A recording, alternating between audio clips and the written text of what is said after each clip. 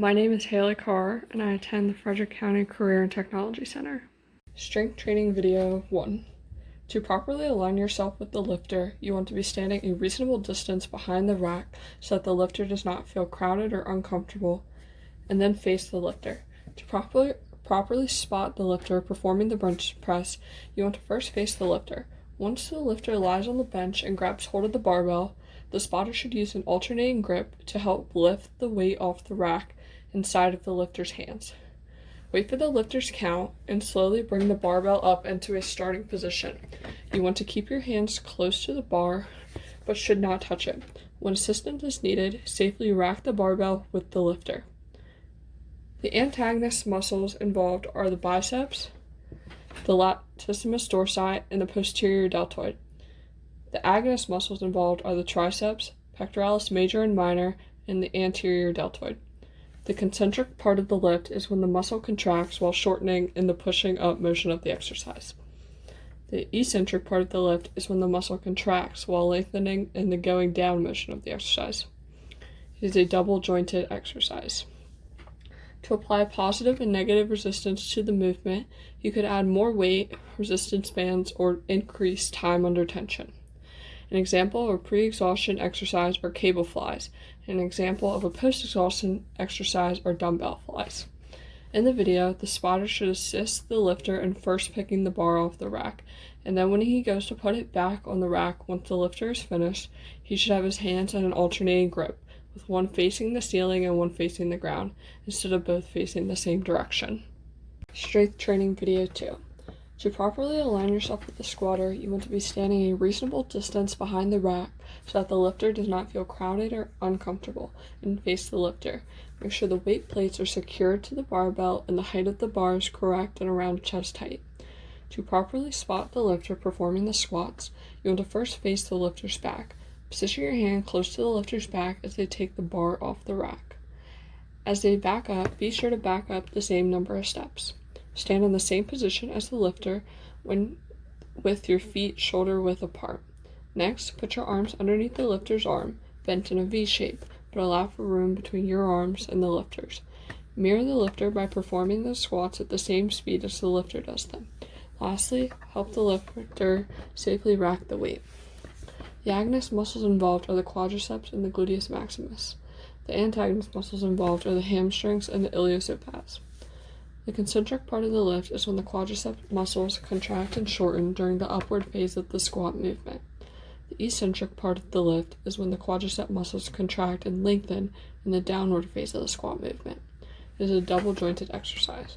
To apply positive and negative resistance to the movement, you could add more weight, resistance bands, or time under tension. An example of a pre-exhaustion exercise are stationary leg extensions. An example of a post-exhaustion exercise are Nautilus leg curls. In the video, the only error shown was the lifter's form. Her knees bent inward instead of being stable and pushing more outwards. Strength Training Video 3. To properly align yourself with the lifter, you want to be standing a reasonable distance behind the lifter so that they don't feel crowded or uncomfortable, and face the lifter. As a spotter, you should help the lifter move the dumbbells into position for the first rep, but from there on, your hands should be off the weights unless they need help.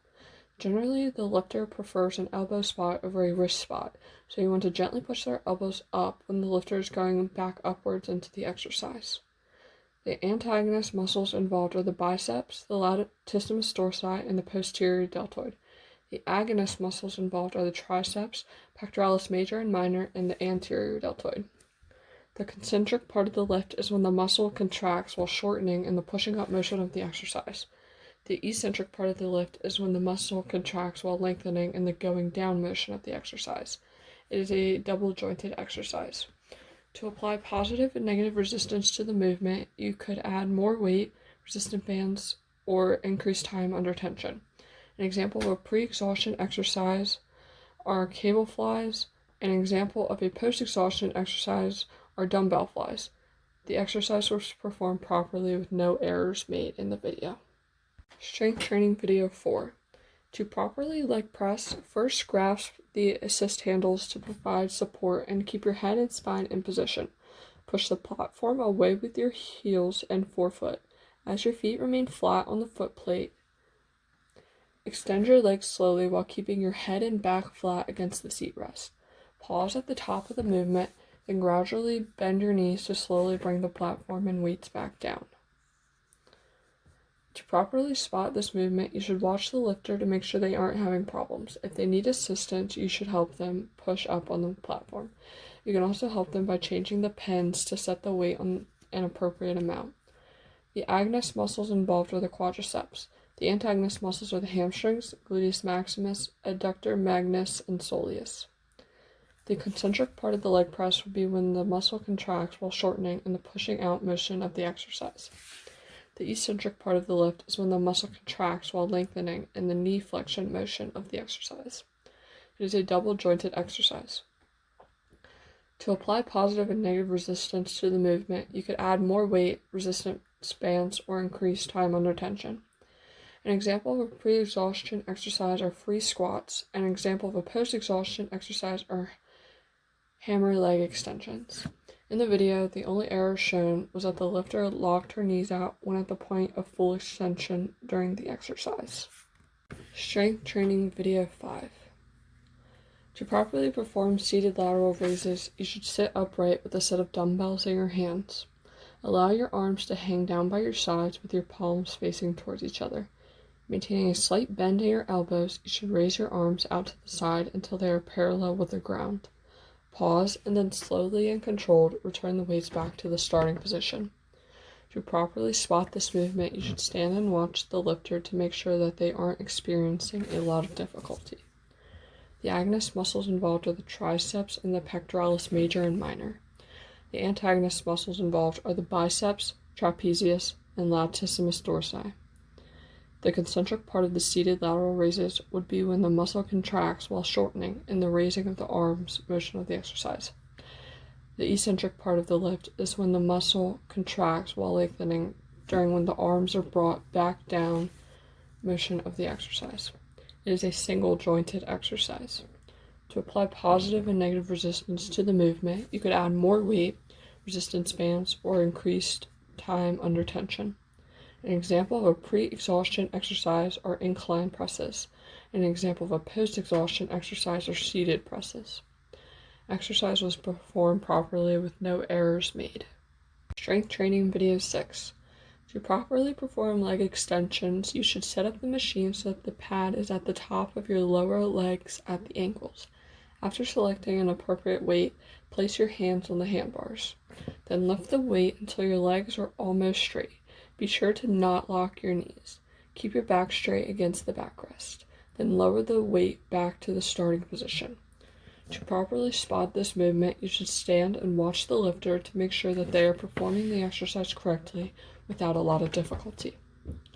The agonist muscles involved are the quadriceps, and the antagonist muscles involved are the hamstrings. The concentric part of the seated lateral raises would be when the muscle contracts while shortening and the leg extension motion of the exercise. The eccentric part of the lift is when the muscle contracts while lengthening during the leg flexion motion of the exercise. It is a double jointed exercise. To apply positive and negative resistance to the movement, you could add more weight, resistance bands, or increase time under tension. An example of a pre-exhaustion exercise are free squats, and an example of a post-exhaustion exercise are Nautilus leg presses. Exercise was performed properly with no errors made. Body composition assessment. To calculate body composition, you should first make sure that you have taken the reading before exercise so that the skin is dry. First, use a tape measure to find the midpoint between the two reference points for each skin fold, then mark it with a pin. Second, use your left thumb and index finger to grasp a skin fold of 1/4 to an inch deep and located 1/4 to an inch above the marked anatomical site. While holding the pinch, tell the patient to flex and release their muscle. At the moment of muscle relaxation, you want to pull the skin fold away from the body. The caliper should be held firmly with the dial facing upward and the caliper head and tips perpendicular to the direction of the skin fold. You want to position the caliper tips no more than 1/4 to 1/2 inch deep into the skin fold at the marked anatomical site. Then release the caliper grip gently, but do not release the finger pinch while the calipers are on the skin fold. Read the caliper dial within 1 to 2 seconds and record the measurement. Obtain 2 readings that are within 1 millimeter of each other and allow about 15 seconds between caliper reading for return of fluid to the area. For females, anatomical sites include the triceps, which is a vertical pinch midway between the acromion process and the olecranian process, the supracerebellum, which is a diagonal pinch 1 inch above the iliac crest on the mid-axillary line, and the thighs, which is a vertical pinch midway between the inguinal fold and the superior aspect of the patella. For males, anatomical sites include the chest, which is a diagonal pinch between the anterior axillary line and the nipple. The abdomen, which is a vertical pinch 1 inch to the right of the umbilicus, and the thigh, which is a vertical pinch midway between the unguial fold and the superior aspect of the patella. Body calipers should be placed on the right side of the body because fat and skin fold data are established from right-sided statistics. In the video, the man calculating the body composition pinched the patient's arm with the calipers twice instead of once. Blood pressure scenario. Systolic pressure is the first larger number when recording blood pressure. It represents pressure in the brachial artery when the heart contracts.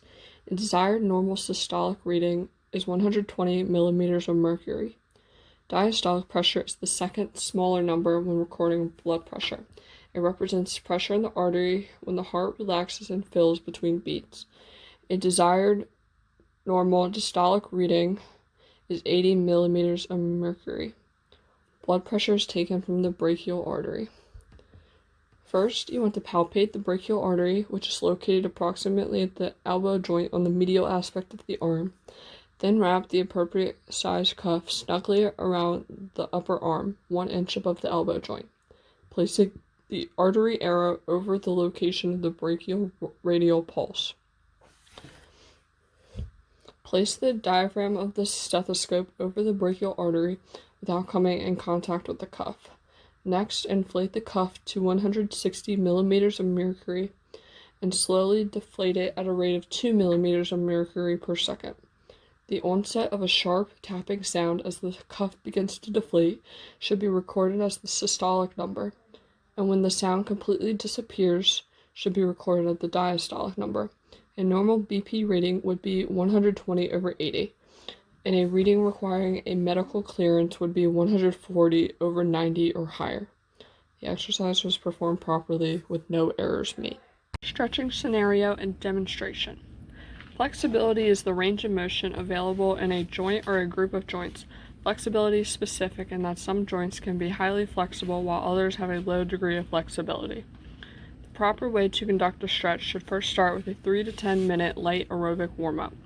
Then you can stretch the various muscles and muscle groups gently for 20 to 30 seconds in an easy stretch to the point of mild tension, then relax.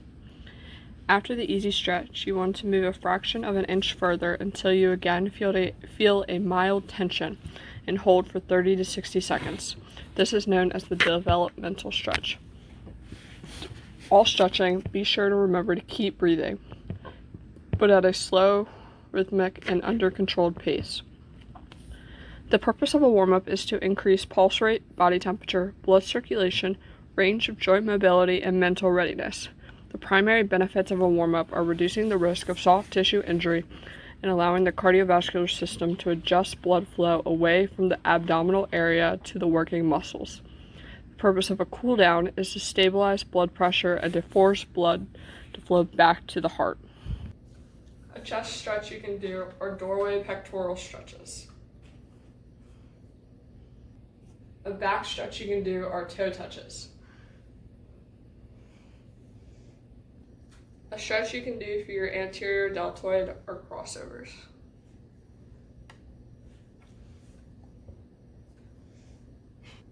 A stretch you can do for your triceps are over the shoulder pulls. A stretch you can do for your quadriceps are quad pulls.